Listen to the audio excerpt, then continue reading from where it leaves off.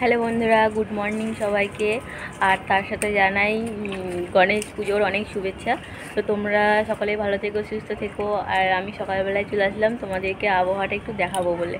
তো চলো তোমাদেরকে দেখাই আবহাওয়াটা কেমন লাগছে। আজকে প্রায় 1 মাসের উপর থেকে আমাদের এখানে বৃষ্টি বৃষ্টি আর বৃষ্টি বৃষ্টি আসলে আর থামছেই না। তো চলো তোমাদের সঙ্গে একটু শেয়ার করি সকালের অবস্থাটা কেমন হয়ে আছে। জল জমে আছে চারিদিকে। ও সকালের আবহাওয়াটা তোমাদের সঙ্গে একটু শেয়ার করলাম। বৃষ্টি পড়ছে হালকা ঝিঝি করে, গাছের পাতাগুলো একদম সবুজ সবুজ হয়ে আছে, দারুণ লাগছে। তো আমি ভাবলাম ছাদে যাই, একটু তোমাদের সঙ্গে এভাবেই শেয়ার করি। এই দেখো বন্ধুরা, তোমাদের সঙ্গে একটু শেয়ার করছি। আমরা যেখানে কিরায় থাকি, তো সেখানে এখন ওপরে রুম হচ্ছে। এই দেখো এগুলো, এরা বর্ষার সময়তেই বেশিরভাগ এইসব কাজগুলো করে।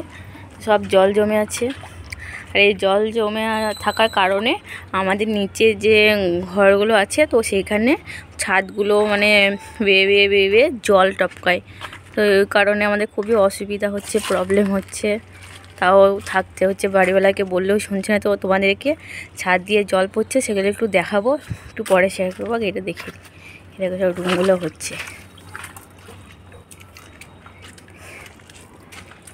এটা হচ্ছে आंटी जी।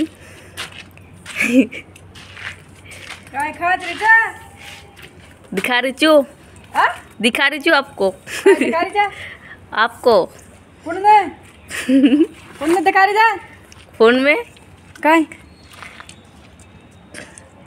ভিডিও दिखा रही है।